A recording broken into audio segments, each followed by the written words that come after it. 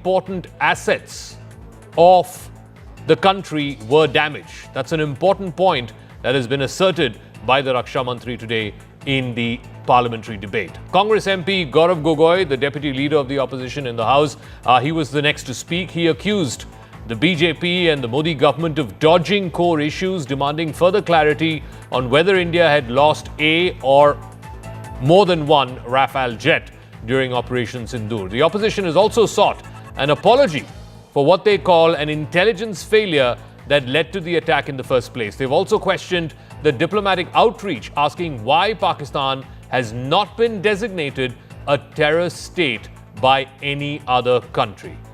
I want you to first listen in to this war of words that happened. There were high-profile interventions as well. The Home Minister intervened on a couple of occasions towards the evening. The Foreign Affairs Minister spoke elaborately, saying that at no point was there any conversation between Prime Minister Modi and President Trump between the 22nd of April and the 17th of June. Listen in to this massive war of words that happened in Parliament today. Today was just day one of the debate on Operation Sindoor. Tomorrow, the big guns are listed. Home Minister Amit Shah is expected to start the debate at noon, and it'll be closed out by the Prime Minister, expected to speak around 7 p.m. But first, some excerpts from the debate that happened in Parliament today. हमारे air defence system, counter drone system और electronic equipments ने पाकिस्तान के इस हमले को पूरी तरह से नाकाम कर दिया। पाकिस्तान हमारे किसी भी टारगेट को हिट नहीं कर पाया, अध्यक्ष महोदय, और हमारे किसी भी इंपॉर्टेंट एसेट को नुकसान नहीं हुआ है। जो भी पॉलिटिकल और मिलिट्री ऑब्जेक्टिव्स तय किए गए थे, उसे हम पूरी तरह से हासिल कर चुके थे। इसलिए यह कहना, यह मानना कि यह ऑपरेशन किसी दबाव में रोका गया था, यह बेबुनियाद है और सरासर गलत है। अध्यक्ष, कभी कभी हमारे प्रतिपक्ष के लोग यह पूछते रहे हैं कि हमारे कितने विमान गिरे। मुझे लगता है उनका यह प्रश्न हमारी राष्ट्रीय जनभावनाओं का सही से प्रतिनिधित्व नहीं कर रहा है। मुझे लगता है उन्होंने एक बार भी हमसे यह नहीं पूछा कि हमारी सेनाओं ने दुश्मन के कितने विमान मारे गिराए। But the opposition was not quite convinced. Their questions continued, even though many of them were already addressed by the Raksha Mantri in his speech. Rajnath Singh made it clear that none of India's assets have been damaged. That's a very big statement coming in from the Defence Minister. He even slammed the opposition for asking about India's losses, whether it is in terms of military personnel, whether it is in terms of military assets like fighter jets, etc., and not once asking how many assets the enemy had lost. And yet, when Congress MP Gaurav Gogoi made it a point, he asked how many Rafale jets India had lost during the course of Operation Sindoor. Rajnath Singh also detailed how the ceasefire was reached directly between India and Pakistan on the 10th of May. It was the Pakistani DGMO who called up and asked for a ceasefire, who requested for a ceasefire. He also made it clear that there was no external pressure, least of all from any third country or any third party, to try and bring about a ceasefire between India and Pakistan. But that left the opposition benches unconvinced. Yet another Congress MP raised doubts about the manner of the observance of the ceasefire. Dipinder Singh Hooda, Congress leader from Haryana, said that it was President Donald Trump who on 28 occasions had said that it was he who brokered the ceasefire between India and Pakistan. Kalyan Banerjee of the TMC also alleged that Pakistan killed innocents on our soil and that we did nothing. Those were his words. The proof of what India did with Operation Sindoor is out there in the public domain. We've seen satellite images, we've seen video images, we've seen all kinds of proof about the extensive, comprehensive damage suffered to Pakistani air bases as well as these 9 terror targets. Rajnath Singh reminding Parliament once again that these were precision strikes. 9 targets were hit in a matter of 22 minutes. Arvind Sawant of the Shiv Sena UBT once again raking up why the ceasefire was imposed on conditions based on Pakistan and not necessarily why India wanted the ceasefire in the first place. Again, let's listen in to some more reactions that came through and then we'll go across to our guests as well. हम आदरणीय प्रधानमंत्री मोदी जी से जानना चाहते थे, अगर पाकिस्तान वाकई में अपने घुटने टिकने के लिए तैयार था तो आपने क्यों रोका, आप क्यों रुके और किसके सामने आप झुके, किसके सामने आपने सरेंडर किया? এবং চারজন টেররিস্ট হাঁটতে হাঁটতে হাঁটতে হাঁটতে হাঁটতে হাঁটতে পাকিস্তান চলে গেল, আর আমাদের বিএসএফ সিএসএফ জওয়ানরা বসে বসে দেখলো। ইডি সিবিআই এলাকার জন্য অজিত গোপাল খুব দক্ষ, আর পাকিস্তান থেকে এসে এখন গুলি করে মেরে দিয়ে যায়, তখন অজিত গোপাল একদম স্তব্ধ। इंटरनेशनल मॉनिटरी फंड युद्ध के समय ये नहीं कि इन्होंने नहीं किया, ये बोल रहे थे, मैं इनकी सलाह को मांग रहे थे, ये बार बार कह रहे थे कि पाकिस्तान को पैसा नहीं देना, मदद न करना, क्योंकि वो पैसा आतंकवाद के लिए इस्तेमाल होगा। इतना कहने पे भी युद्ध के समय ही इंटरनेशनल मॉनिटरी फंड पैसा देता है पाकिस्तान को। कमाल होगी। तो इसका मतलब हिंदुस्तान की क्या स्थिति है विश्व में। External Affairs Minister Dr. Jaishankar spoke towards the evening. He intervened as there were many questions and doubts raised from the opposition benches. He made it clear that India had certain strategic objectives at the launch of Operation Sindoor, and all those objectives were achieved, and it's only after that the ceasefire was announced. Exposing Pakistan globally and underlining that Operation Sindoor was undertaken in India's self-defense, he highlighted the new normal and said that this now encompasses 5 pillars. Number 1, that terrorists will not be treated like proxies. Number 2, that cross-border terror will get a befitting response, a strong one, and India will not take it lying down. Number 3, that terror and talks are not possible together, which is why India has not had full-fledged High Commission staff in the mission in Islamabad. Vice versa, Pakistan has not had full-fledged diplomatic staff in their mission here in Delhi. There are no High Commissioners in either mission. And of course, it's been reduced to a strength of just a few dozen or so. Also, number 4, India will not be yielding to nuclear blackmail. Since the 1998 tests of nuclear weapons by both countries, there was this whole feeling that India cannot sufficiently respond to terrorist attacks because of the threat of nuclear blackmail. What Operation Sindoor has demonstrated is there are a range of conventional options which are sub-nuclear. Also, number 5, and this was perhaps the most consequential decision in the aftermath of the Pahalgam terror attack, and that was to suspend the Indus Water Treaty, that blood and water cannot flow together. This in reference to the Indus Water Treaty being put in abeyance, a decision which India never took since 1960, since this treaty was signed by both countries, but which it has taken a very bold step in the aftermath of what happened in Pahalgam. Let's listen in to more reactions, and then we'll open this up to our guests who will be joining us. It was important to send a clear, strong and resolute message after the Pahalgam attack. What we tried to do was to bring out to the international community Pakistan's long-standing use of cross-border terrorism. Our messages were 2. 1, zero tolerance of terrorism, and 2, the right to defend our people against terrorism. At no stage in any conversation with the United States was there any linkage with trade and what was going on. Secondly, there was, please listen. Secondly, there was no call between the Prime Minister and President Trump from the 22nd of April, when President Trump called up to convey his sympathy, and the 17th of June, when he called up Prime Minister in Canada to explain why he could not meet. The common message was India is exercising its right to defend itself against terrorism. Number 2, the targets which were hit on the 7th of May are known terrorist headquarters and infrastructure. Number 3, there will be no mediation. Anything between us and Pakistan is bilateral. Number 4, we will never bow down to nuclear blackmail. Number 5, we are responding to Pakistani military attacks because after Operation Sindoor was launched, they had started targeting our military facilities. And we will continue to hit the Pakistani military. If the fighting is to stop, Pakistan must request it. And that request must come through the designated channel of DGMO. All right, before we go across to our debate, we've got a big breaking story that is breaking right at the top of brass tacks. This is coming by way of Manoj Gupta, our investigations editor. Top government sources, the Baisaran attacker has been killed. This was in the encounter that happened in the outskirts of Srinagar today. 3 foreign terrorists have been neutralized. One of them happens to be the Baisaran chief attacker. His name is Suleiman.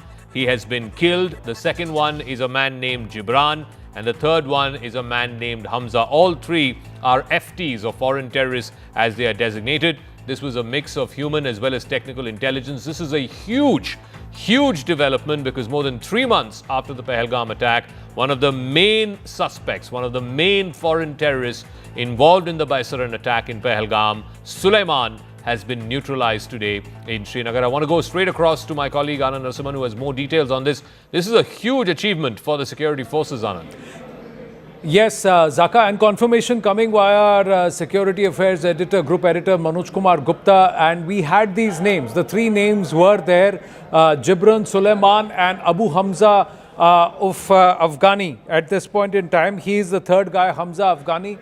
But more importantly, Gibran was a person who was also the guy who escaped in the 3rd December 2024 raids by the security forces, where a Junaid was killed and Gibran had escaped. This Gibran is also has an alias by the name of Yasir. So, and he was also one of the executors of Pahalgam along with Suleiman. Now, Suleiman is Hashim Musa. He's a special ops commando of the Pakistani army, or ex-special ops commando, who was loaned to the Lashkar, and he infiltrated into Bharat. And the Sonmarg tunnel incident, also the incident with the Yatris, where the bus had overturned and fell into the gorge, and 2 other attacks. There was a series in the run-up to Pahalgam. They were all executed by this guy, Suleiman.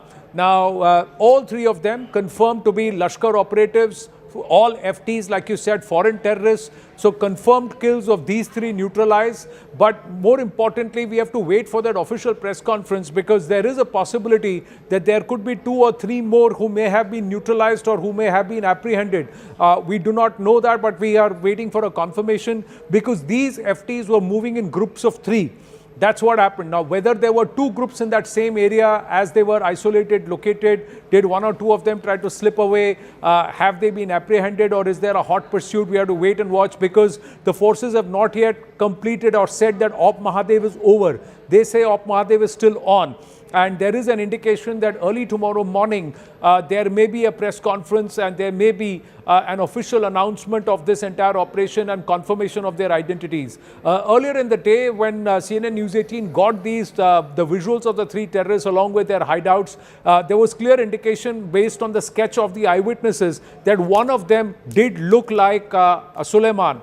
The other one, the pictures doing the rounds as claiming to be Musa Suleiman, may actually have been Gibran. So there was another person who looked very similar to Gibran, and that's why the second terrorist could be Gibran. The third one now has been identified as Haris or Abu Hamza or Hamza Afghani. So they're all called by various aliases, but this is also a foreign terrorist, and he is also involved in some of the attacks that have happened in and around Srinagar and in that region. Now, he is apparently part of another unit, and that's why when they are converging, were they mixing, matching FTs and playing, working out in different groups? Now, we don't know. These are all theories doing the rounds, and a lot of the military experts believe that it's possible that the security forces, while trying to locate and isolate these people via the communications activation that happened, and that's also information that we have gleaned, that there was a particular handset that went off post Pahalgam and that was suddenly switched on. And over the last 10 days, when the NIA caught 2 OGWs,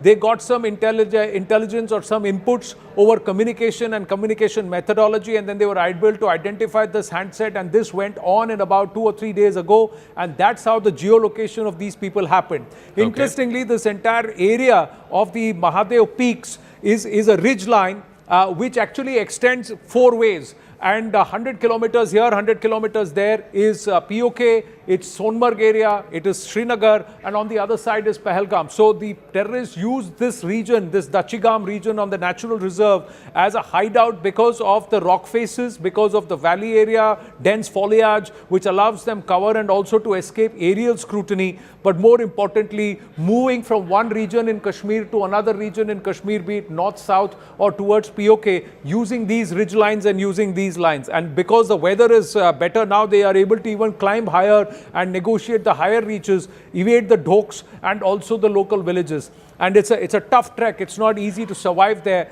But what we saw, Zaka, as I hand it back to you, there in their midst, is that they were getting supplies and they were holding on, and they had rations to actually manage for 2 or 3 days. So these treks last about 2-3 days, where they cover about 30-40 kilometers and move areas, and they are also able to evade scrutiny and being caught. But big win for the forces. The Operation Mahadev is still not closed. So there could be more good news coming our way in the next 12 to 14 hours. All right, we'll leave it at that. So what we know is, of the 3 foreign terrorists eliminated today, one happens to be Suleiman, who was one of the main attackers of the Pahalgam attack that happened on the 22nd of April. The other is a close associate of his named Gibran, and a third one, a man named Hamza. All 3 foreign terrorists eliminated today.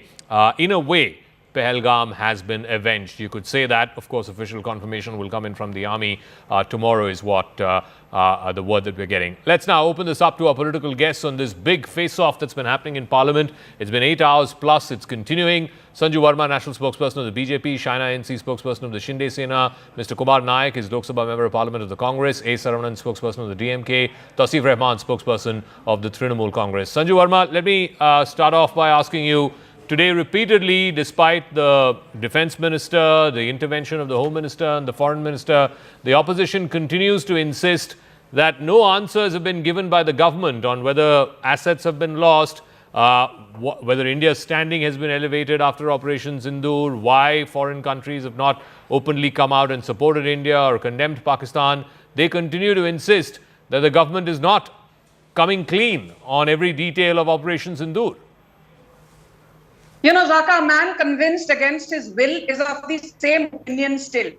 That goes by way of a famous adage. And more importantly, I think Rajnath Singh, the Union Defence Minister, left no question unanswered. He said, Operation Sindoor के द्वारा हमने प्रभु कृष्ण का शौर्य और प्रभु राम का धैर्य भी देखा. Operation सिंदूर के तहत हमने जब हमको सही लगा सुदर्शन चक्र का भी इस्तेमाल किया. He was obviously referring to the BrahMos supersonic missile. So from Aman ki Asha to BrahMos ki bhasha, I think India has come a long way in the last 11 years. अब हम घर में बैठकर दुबक कर बैठते नहीं, घर के अंदर घुसकर मारते हैं. And as Rajnath Singh rightly said, why is the opposition not applauding the government and of course the armed forces, more importantly, about the fact that 9 terror launch pads of Pakistan were completely demolished? We've never seen Rahul Gandhi or anyone from the opposition quarters admitting that by way of Operation Sindoor, we did not merely cross the LOC. We did not merely cross the international border. We went right into the heart of Rawalpindi. We destroyed the Noor Khan base. We destroyed the Rahim Yar Khan base. We went as far as Jacobabad. We went as far as Murid, Sukur, Sialkot, Pasrur, Chunian, Sargoda. क्या इन चीजों के बारे में कभी LOP ने मोदी सरकार को तो छोड़िए, आर्मी को भी शाबाशी दी है? And let me tell you one more thing, Zaka. When Rajnath Singh said that let's congratulate our armed forces on the floor of the house by thumping our desks, did you see Rahul Gandhi? Forget about thumping the desk. He was sitting like this, in a lazy, lackadaisical attitude, as if I care two hoots. That's the attitude of the opposition, and I believe just now, I'm sure your team would have informed you, Pranati Shinde, who's the member of parliament from Solapur, has called Operation Sindoor a tamasha. This after P. Chidambaram less than 24 hours back saying, maybe it was a homegrown terror attack. Okay, so let me ask Mr. Nayak of the Congress Party, just a day before this big debate in Parliament, senior leader of the Congress Party, Mr. Chidambaram, comes out and says, how do you know that the terrorists who attacked in Pahalgam are from Pakistan? Today we have information that 3 of these foreign terrorists have been neutralized in Kashmir, and one of them happens to be the main attacker of Pahalgam, a man named Suleiman Musa. Will Mr. Chidambaram, will the Congress party still continue to insist and raise doubts about what happened in Pahalgam, sir? Whether they were foreign terrorists, came from Pakistan, etc., etc. Mr. Naik? Zaka, it has been almost 100 days since the Pahalgam attack, and opposition has been with the government as well as with the army, completely supporting the efforts of rebutting the Pakistan's terror attack. And in fact, the Operation Sindoor, we were totally not only Congress, the entire India bloc was behind the army, and we have been demonstrating to the country that no, we are in no way, as BJP wants to project that Congress is anti-national or it doesn't have sufficient devotion to the country. And the atrocious kind of a disinformation campaign that has been put to rest today. Our lead speaker, Mr. Gogoi, has made it very clear that what the Congress party stands for. Having said that, it is a time to ask real tough questions. We have not got answers till now after 6 or 8 hours of debate. What happened what was the security failure? What was the intelligence failure? Why did this happen at all? And about the losses in the Operation Sindoor. What is wrong in sharing the important and right information with the people of this country? But the defense minister said no Indian asset has been lost. The defense minister today said no Indian asset has been lost. Exactly. There is a very clear way of communicating. So how many jets we lost? Did we lose at all? That kind of a clarity is required. Apart from that, we would like to know what happened to our foreign policy. Is it a success or a failure? No country stood with this with India. Nobody opposed. Nobody condemned Pakistan throughout this last 90 days. Okay. In fact, the world went about business as usual. World Bank was extending loan. Even our friend Russia also extended kind of support for industrialization of Pakistan. Okay. This kind of absolutely, we are not concerned kind of an approach by the friends. Foreign minister, is when he a spoke in the failure of evening, foreign policy. Said that out of 193 countries in the United Nations, 190, he didn't name all the 190, but he said 190 out of 193 have supported India. But Shaina Insi, not one country came out and condemned Pakistan. Yeah. That's what the opposition is asking. Why not even a single country? Even friends and allies and partners of India have not named Pakistan, whether it is in the US statement, whether it's in the Russia statement. None of them condemned Pakistan by name. Why? Firstly, Zaka, may I please inform the Congress that they haven't heard Honorable Rajnath Singh's speech. When he talked about precision strikes, he said that the armed forces targeted and neutralized 9 major terrorist infrastructure sites, eliminating over 100 terrorists, trainers, handlers, all. This includes the Jaish-e-Mohammed, the Lashkar-e-Taiba, the Hizbul Mujahideen, and just in a span of 22 minutes. Is this not something that you need to applaud our armed forces for? When you talk about foreign pressure, Rajnath Singh ji clearly dismissed that the opposition, what they are claiming about, we have stooped down due to foreign pressure. Please, there was no question of this. If at all these statements have been proven to be absolutely baseless, he clarified that the operation was paused only after achieving all that was pre-decided politically as well as a military objective, and that had been highlighted today in Parliament too. Look at Pakistan's response on May 10th. Following India's airstrikes, when Pakistan launched the missile attacks with drones and rockets at India, India was successful in our defense system, particularly the S-400, the Akash. We all know the Akash missile systems, by completely foiling all these attacks and with no significant damage to us. Operation is not over yet is what Rajnath Singh ji and the Prime Minister have said. We have merely paused, not ended. And should there be any future misadventure by this so-called fraud state that insulates terror and terror outfits, then India will give a befitting answer and restart. And today, just before we started this debate, when you were talking to Anand, that was testimony to the fact that India is at it 24/7. The armed forces coordination, is that not something something that the Congress party should take cognizance of. Whether it was the army, the navy, and the seamless coordination between all agencies, the navy maintained a dominant presence in the Arabian Sea, and during this operation, we all know how crucial and pressurizing the situation was. So every time they come to the gallery and play to the gallery, first be informed, sir, listen to what is being discussed in Parliament rather than just sloganeering Let me outside. ask Saravanan of the DMK, your party, the Congress party, other opposition parties have been saying on and on and on that it was Donald Trump. He's been saying on and on again that he was the one who brought the ceasefire. Today, the External Affairs Minister in Parliament said there was no phone conversation at any point of time between 22nd of April and 17 June between President Trump and Prime Minister Modi. The only phone conversation that happened was with Vice President J.D. Vance on the 9th of May. And on 10th of May, after India attacked and destroyed as many as 11 Pakistani air bases and airfields, the request for the ceasefire came from the Pakistani DGMO to the Indian DGMO, and then both sides agreed to the ceasefire. Will you still say that it was Trump who brought about the ceasefire, Mr. Saravanan? See, Zaka, the question is this. Why was Mr. Trump's statement earlier not repudiated? Why was that narrative allowed to be gone?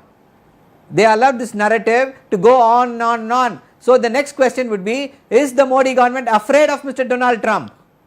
They were not able to get any concessions. The Indian students are still suffering due to the visa blockade. What is this foreign policy? If there is an utter failed department, that is the Foreign External Affairs Department, absolute failure of foreign policy. See, when it was demanded of the entire opposition, we have to ensure that the Indian viewpoint has to be given to all the countries. Everybody cooperated. It was a concerted effort. But what was the result, net result? He was right. Did any country oppose the loan to Pakistan, calling it a terrorist state? What is the end result? Oh, they gave us good hospitality, they listened to us. That is because of hospitality. Can we mistake hospitality for success of foreign policy? Everywhere. Which country is supporting India now? Were we in this situation 15 years back? And please don't equate the Indian government with the Indian army. Both are not the same. We respect the Indian army for their sacrifices, for their valor. We in DMK, in Chennai, we conducted a big political rally in support of the Indian army when the operation was going on. And suddenly Mr. Donald Trump calls and says ceasefire and everything is over. Why have they not said no on his face? Why could they have not tweeted about that? No answers. Yeah. Okay. No. Once again. So the External Affairs Minister of the country, the man in charge of foreign affairs of the government of India, is saying on the floor of the Parliament, there's been no single phone call between Prime Minister Modi and Mr. Trump from 22nd April to 17th June. Yes. You don't buy that, Saravanan. You don't believe him. No, I buy that. No, Zaka, I buy that, Zaka. I buy that. Now the situation is much more worse. You don't even have the courage to call out the lies of Mr. Donald Trump. Then it means that Mr. Donald Trump has lied. Why are you scared? Because they are scared because it is Mr. Ambani and Mr. Adani who are dictating foreign policy. Okay, now come on. Now you're diverting. Okay, Sanjeev Verma, quick response. Tausif Rahman of the TMC is also waiting. Once again, one at a time. Sanjeev Verma, then I'll go to Tausif of the TMC, and then I'm coming to you, Mr. Naik, after that. Yeah. Sanjeev Verma, quick rebuttal, please. First and foremost, let me tell the opposition, including the DMK spokesperson here.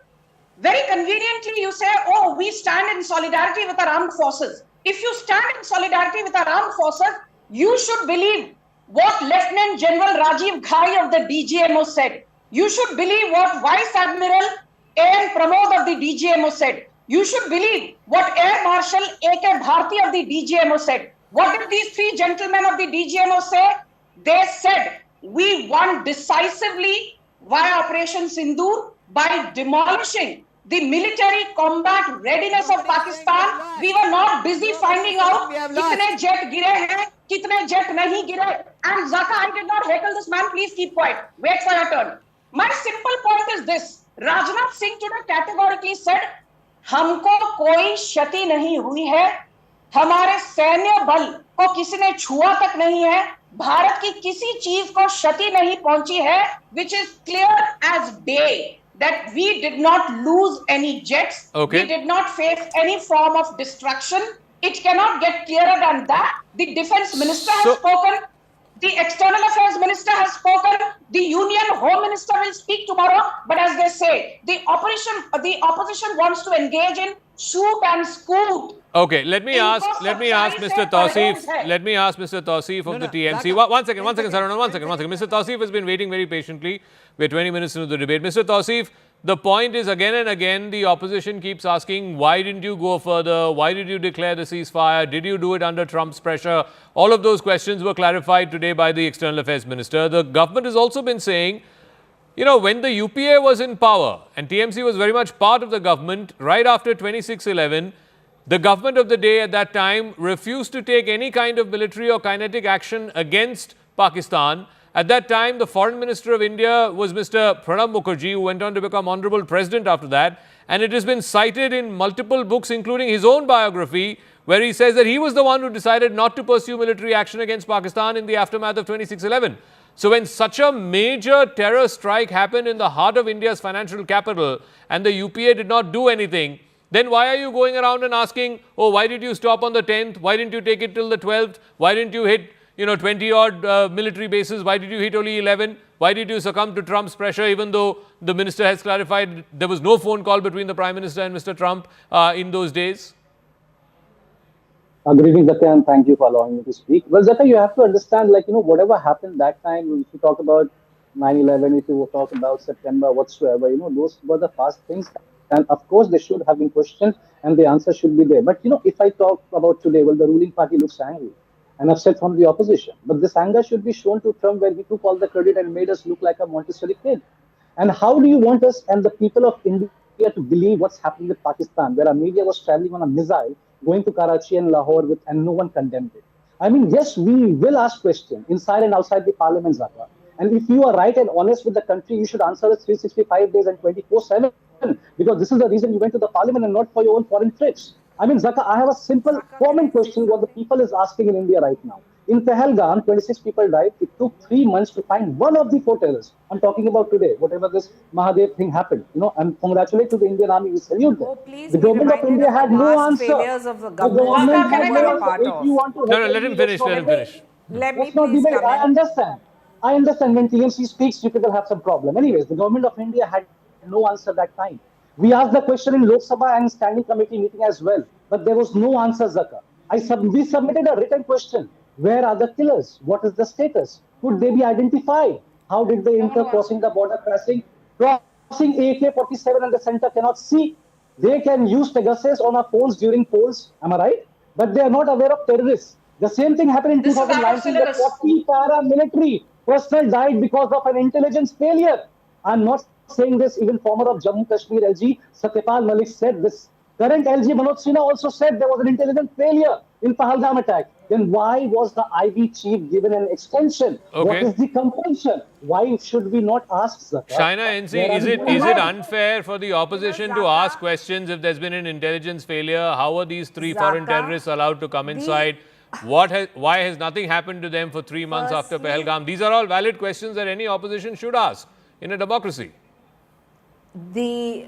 Firstly, the opposition is welcome to ask any question, but provided they listen to the answers. They don't choose to listen to answers when Rajnath Singh is saying that the calibrated avoiding civilian expansions in terms of the aims that Pakistan tried to attack us, and how India through S-400 and Akash missiles successfully intercepted Pakistani missiles and drone attacks. That's not something they want to listen to. When Rajnath Singh ji reminded the parliament of the past failures, whether it was even terrorism such as our own Mumbai 2008 attacks, they choose to ignore that. to highlight the strength and resolve that has been administered through Operation Sindoor is something they don't want to hear, because they are always questioning our armed forces, questioning the administration, the political class, and they kind of suggest that this execution by the Army, Navy, Air Force is something that happened only in their imagination. And look at Mr. Chidambaram. He wakes up today and kind of suggests that these terrorists were not even Pakistani. One second. And today it has been proven so that they were,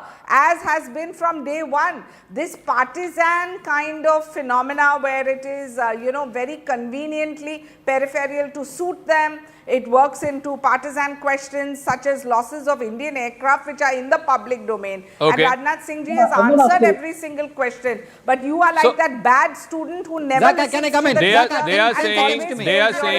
They are saying that asking questions of intelligence failure, asking questions of systemic failure is not, or asking questions of the government is not questioning the armed forces. But let me one second. Let me ask Mr. Nayak of the Congress Party.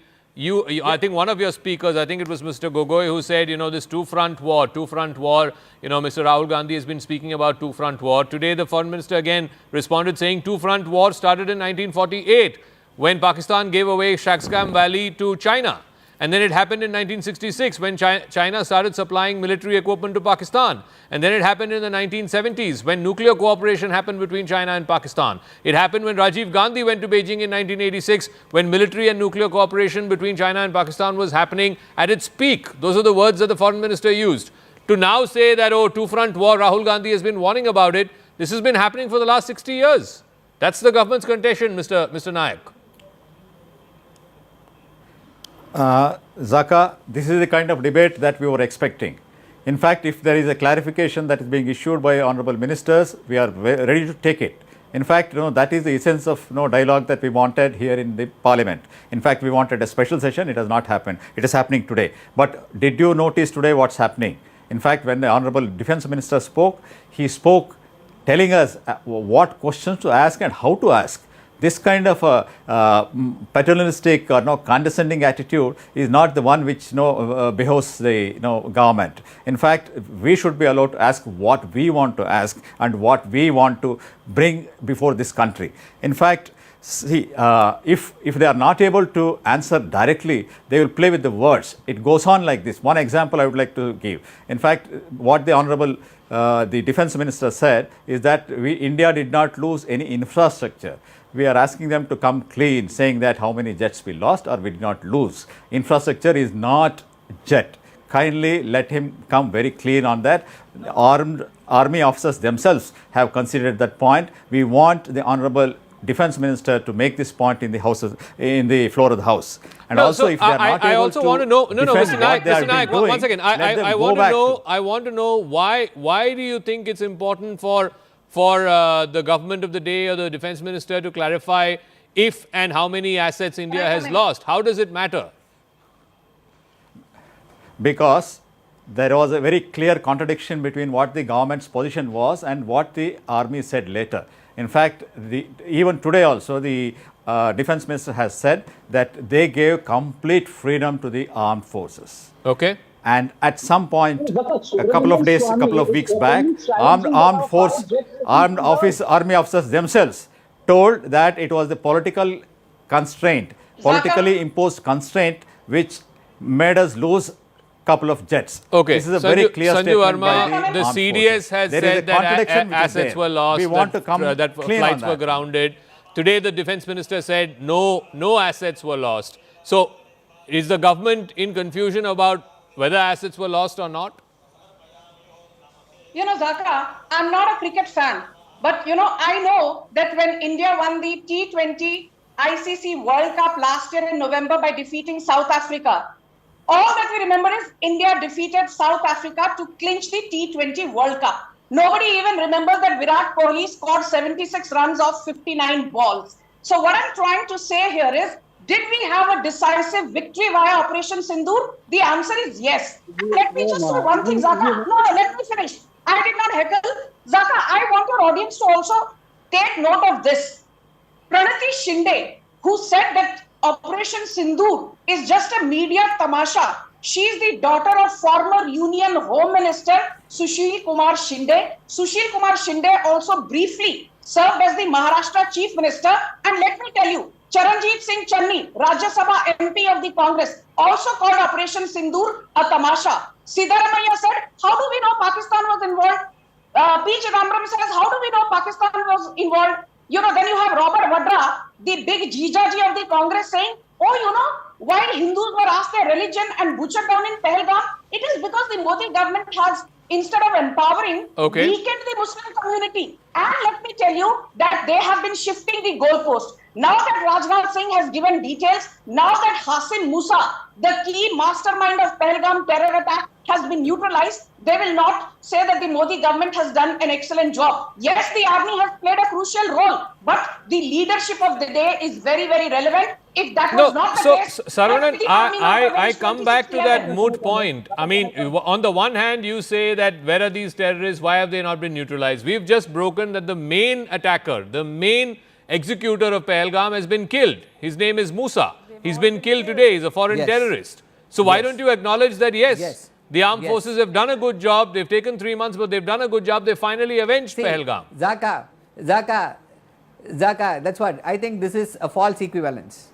Nobody is questioning the armed forces here. But when you are equating the Indian government with the armed forces, there comes the problem.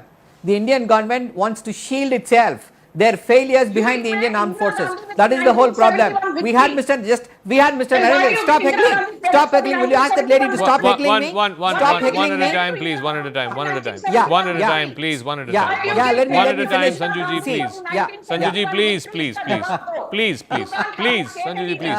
One at a time, otherwise we won't be able to hear anyone. Yeah. Saravanan, Saravanan, continue. Yeah.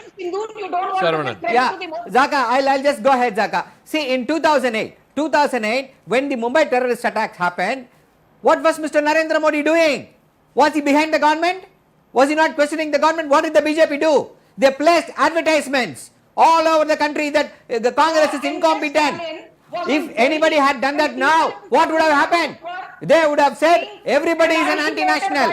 See, there is a difference. When something happens, the government will be questioned. Please don't shield, please cover yourself with the Indian army. Don't try to hide behind Indian army. It's not going to help you. People are sick and tired. People of our country are sick and tired of your cowardice. People are sick and tired of your rhetorics. That is the whole problem here. I've got to wrap up. Thank you very much to Sanju Verma, Shaina NC, Saravanan, Mr. Naik and Tausif Rahman for joining us. This debate in Parliament will continue tomorrow. The Prime Minister is expected to close out the debate around 6 p.m. in the evening is what we're told. The Home Minister will start the debate in the Lok Sabha at 12 noon. So we'll keep a close eye out on how exactly this will play out in Parliament. But I want to shift focus back again to that important, hugely important story that broke at the top of the hour, which was that these 3 foreign terrorists who've been neutralized in Kashmir. There was a fierce gun battle that had been going on for a number of hours in the forests of Harwan. This is close to a place called Dachigam in Jammu and Kashmir. One of them has now been identified as a man named Suleiman alias Musa. He's the same Lashkar terrorist who was the chief attacker, the chief executor of the Pahalgam attack that happened on the 22nd of April. Security forces had launched a massive operation to track down these perpetrators in the Pahalgam attack, in which 26 innocent civilians were killed.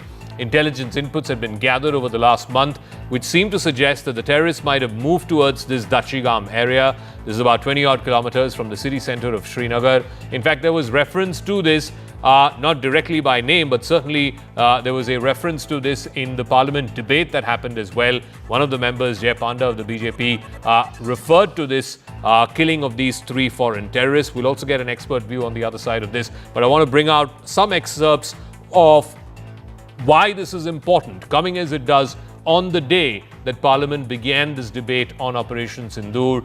In a sense, this is, at least to some degree, it goes to avenge what happened in Pahalgam. I want to play out an excerpt of what happened in Parliament, and then we'll go across to our guest.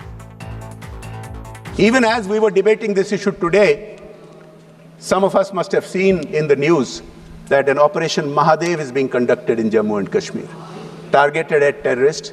And it appears that at least one of those eliminated today was involved in the Pahalgam attack. I want to go across to Lieutenant General retired Atta Hasnain, former GOC of the 15 Corps and the 21 Corps of the Indian Army. Thank you very much, General, for speaking with us. So we do have confirmation that out of the 3 foreign terrorists neutralized in the encounter today, one of them happens to be a man named Suleiman alias Musa, who happens to be the main attacker in Pahalgam. Does this go to some extent, at least, in answering the opposition's questions as to why these Pahalgam attackers are still out at large and why justice has not been avenged for Pahalgam? Does this go at least in some measure? Zaka, thank you first of all for inviting me for your program. Yes, it's a very important event which we are discussing at the moment. Over 3 months have passed almost since that terrible day on the 22nd of April 2025. 26 innocents were killed in Pahalgam. Now, having experienced this kind of a thing in Jammu and Kashmir all the time, past many, many years, one thing I will stand for is the fact that there is no question of overnight getting a result of finding 3 or 4 men on the Kishtwar range anywhere on the Pir Panjal. If you see the kind of terrain, I mean, it has to be seen to be believed. A man can just disappear and not appear for years. I can remind you of what happened to the Al Firan group, if you remember, in 1995. Those ones who killed the 5 foreign terrorists and they're never found thereafter, ever. So, I think you have to give the credit to the security forces, in this case, a very fine Special Forces unit of the Indian Army, along with the Jammu and Kashmir Police, who have done a tremendous amount of background work, along with the intelligence agencies, homed on to this area. This is an area, I just want to explain to your audience, this is an area, as you very correctly said, about 20 kilometers off from Srinagar. If you keep the Dal Lake behind you, this is the area you would be facing on the other side of the Zabarwan Hills. It's a heavily forested area leading up to a place called the Mahadev Ridge, from where it leads up to the Holy Cave, where the Amarnath shrine is. And this is an important aspect which must be also remembered. The fact that these terrorists have been killed close to Zabarwan, which means they are close to Srinagar, and they are also close to the route of the Amarnath Yatra, which goes from Pahalgam via the northern route, 48 kilometers up to the Amarnath shrine. So this is something which is why is that important, General? Why is that important? Do you think that these guys were also targeting possibly the Yatra itself? Yes, that's why I was only alluding to that the Yatra is now coming to about 4 weeks, almost 4 weeks, and will terminate in another 2 weeks' time. This is the time when, the overall guard starts getting a little diluted. That happens anywhere where you are deployed in long-standing operations of this kind. And this is the time when terrorists always like to try and strike. They can enter through the corridors which are there, the corridors of protection which are there. They can break through them and perhaps target some element of the Yatra at this particular time. Imagine after Pahalgam, after Sindoor, if a thing like this had happened, it would be the last straw. So I think we really need to recognize what the security forces have been able to do. And as far as the parliamentary debate is concerned, on the concerned day, on the day itself, when the 16-hour debate is going on, one is very glad to see that at least this justice has been delivered. One out of those 3 have been killed, has been identified so far. It is possible that the others may also have been involved in this carnage in Pahalgam. Okay, and very quickly, General, the Defence Minister said this in Parliament today. The government has been repeatedly saying this, that Operation Sindoor is not concluded. It has only merely been paused. And whether or not it will continue depends on Pakistan's behavior. How would you see that over the next few weeks and months? Do you think that Pakistan would have the gumption for yet another misadventure? Or do you see that they will now, having got a bloody nose on the 9th, 10th of May, they will not venture to once again test India's resolve, as it were? Very, very appropriate question, Zaka. I'm saying that particularly because of the reason that there seems to be a very unreasonable kind of a triumphalism in Pakistan, in the ranks of the Pakistan army, that as if Operation Sindoor was had favored them, that they are the ones who have actually succeeded in this operation.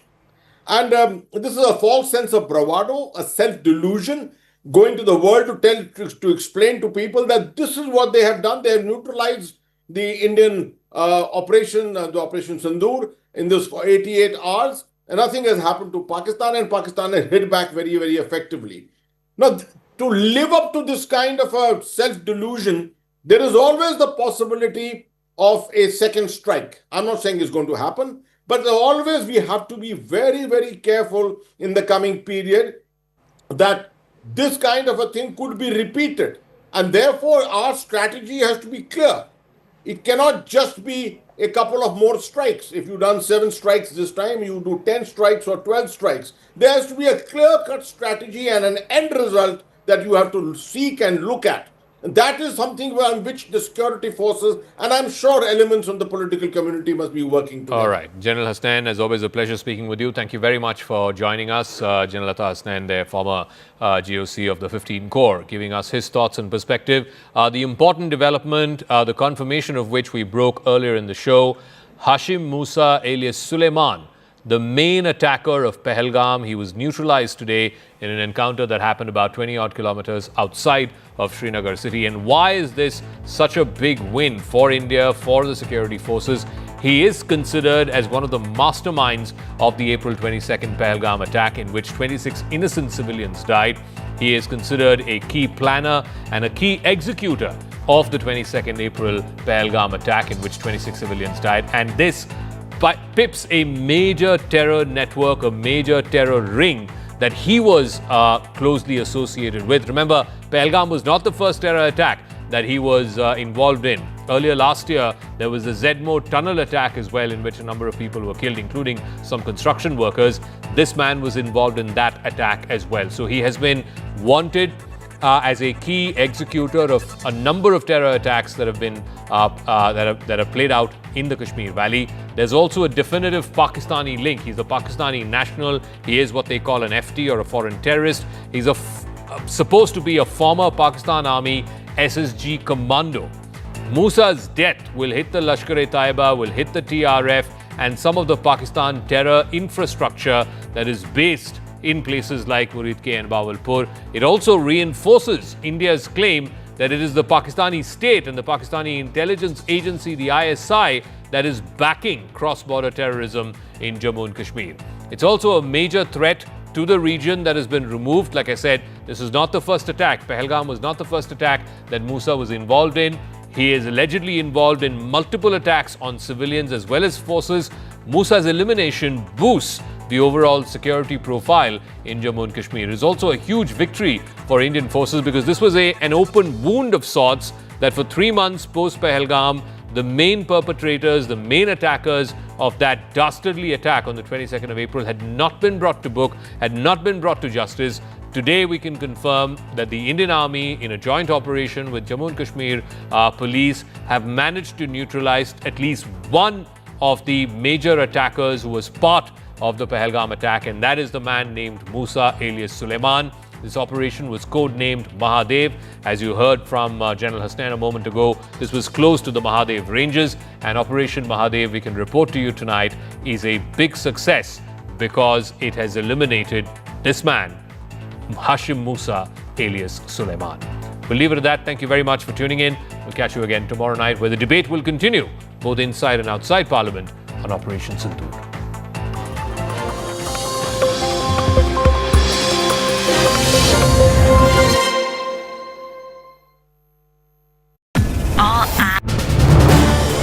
This is News 18 Network.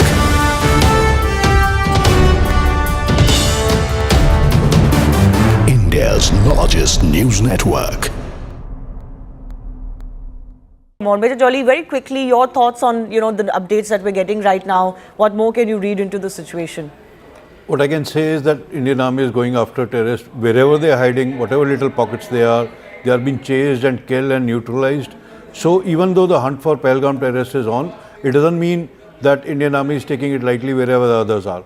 So could these be linked to Pahalgam? Do you think something of that sort could be possible? Can't really say actually till the time the details come out. It's a 50-50 thing. They could be or they could not be. But what is more critical is here to say that Indian Army is going all guns out and chasing them out wherever they are hiding. And sooner or later the Pahalgam terrorists will also get caught as they keep neutralizing these terrorists more and more in all the areas. My colleague Akash Sharma is also joining us. Akash, what are the details that you're picking up? Right. So, Shivani, as of now, defense sources are telling us that around 11 a.m. this operation was launched when a domination party was, in fact, going in that particular area, and they saw the movement. Immediately, this Operation Mahadev was launched. And right now, while they are not confirming the number as to how many terrorists are down, but sources are telling us that all three are likely, killed in this particular operation. We'll wait for some more details as to when these bodies are recovered. Only then the officers can confirm. But right now, it is one big success for Indian Army. Also, Shivani, as far as connection is concerned, so we'll wait for some sort of official input on that, because right now, while there are indications that these individuals were somewhere connected to the Pahalgam attack, officers are not confirmed because they are also will have to ascertain the identities for the sort of they have from other agencies. So it will whether or not these individuals were somewhere connected to Pahalgam. But right now we are learning that all these three terrorists are killed in this particular operation, a major success for an army. Yes, Lieutenant General Sanjay Kulkarni, a major operation certainly seems to be a major one, and also already successes for the Indian Army, where all three terrorists that are suspected to be holed up there have been neutralized. They're expected to be foreign terrorists. I'm told that this, they were sighted only a few hours ago. So quick success is there as far as this operation is concerned. Definitely, my compliments to the special forces for killing three of these foreign terrorists. Because post Pahalgam, these combing operations will be on in various forests to locate. But yet we can't be sure as to which Tanzim or where they are, maybe Lashkar or whatever that be. But these combing operations are now paying results. And that's one of the ways of ensuring that no way we are going to be zero tolerance for terrorism. And that zero tolerance for terrorism leads to all this. Because until and unless we knock them off, for us, I would always say, as an infantryman, I always believed dead terrorist is a good terrorist. He must die. If he's born to become a terrorist, then I am born and trained to kill them. And they will kill them. There's no denying the fact. Absolutely. And these kind of combing operations, especially by the special forces, in such that very thick forests, and these kind of combing operations resulting in three foreign terrorists being killed is a huge success. And I wish them all the best, and they must knock off anybody and everybody who indulges in terrorism anywhere to be killed. Yeah. Major Jolly, can I ask you, we're being told that the bodies are being, taken from the encounter site, and they are going to be brought to a, secure location, and identification processes will begin. Could you give me an idea of what really happens once you've neutralized a terrorist, and then, how do you make more identifications, etc.? So you obviously you carry out the entire check of the documents they carry. So more often than not, you do find some kind of ID telling them whether they're foreign terrorists or local, or where do they come from. A lot of these people carry small letter pads or kind of ID of the Tanzim they come from. Like, let's say, since they have been identified they are from LET, it means they must be carrying some kind of ID proof or something like that. Or there is a badge they are carrying, or a patch. All the documents which are collected are sent to intelligence or signal community or the corps headquarters here. The bodies are sent for post-mortem and are handed over to police. Basically, there's a whole structured process to this. But the aim of once a terrorist has been neutralized, any process after that is a three-step thing. One, handing over the body officially for post-mortem to police for carrying out their post-mortem and final rituals. Second is carrying out all the check, all possible of all the documents, material, equipment they are carrying, and sending it to the concerned headquarters for, whatever is important for signals or intelligence or the headquarters, that is deciphered. And thirdly is, of course, identifying which Tanzim they belong to. That becomes very critical, because once you know these terrorists from this Tanzim are working on this route, you have better intelligence. So all that is part of the process that is carried out once these guys are killed. Right. And all of the weaponry, etc. is also, of course, sometimes even at first